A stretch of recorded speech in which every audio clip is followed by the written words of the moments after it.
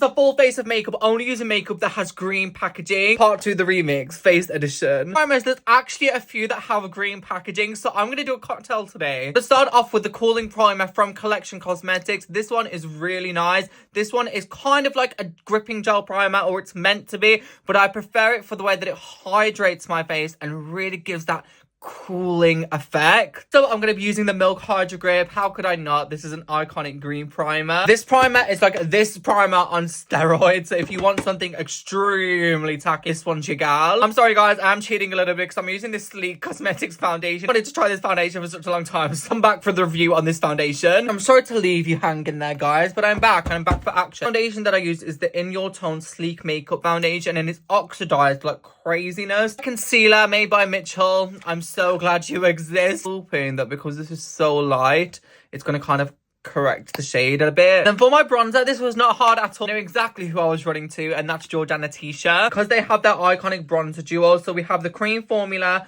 on top of the powder formula, all in one with that beautiful green packaging. This in the shade Amber Aura. This bronzer will never fail me. For our blush, Maybelline Mitchell is coming in hot and heavy again. And I feel like this red blush in the shade Where's the SPF is just going to pop so nicely with this green eyeshadow. So let's apply. I'm so sorry guys, I don't have a green setting powder, but there's no way that I'm fucking missing my setting powder step. So I'm using the Collection Cosmetics Blurring Vit Hit Powder, and this is yellow. It's in the same family. I've matched the eye look. Couldn't do any more.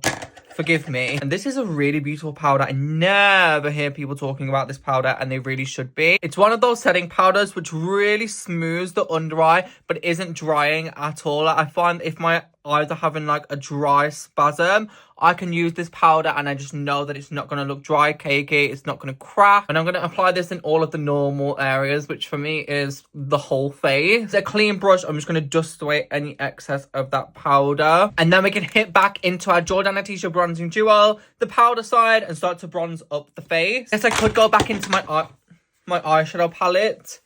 Yeah, let's just fucking do that. I'm going to go back into my eyeshadow palette. I'm going to go into the shade Flame, which is this gorgeous red in this top corner here. That was the most weirdest way of me to show you that, but... And then I think I'll even use the same shade that I used in here on my inner corners, which is the shade Lemonade, to highlight my face. Obsessed with that. Obsessed.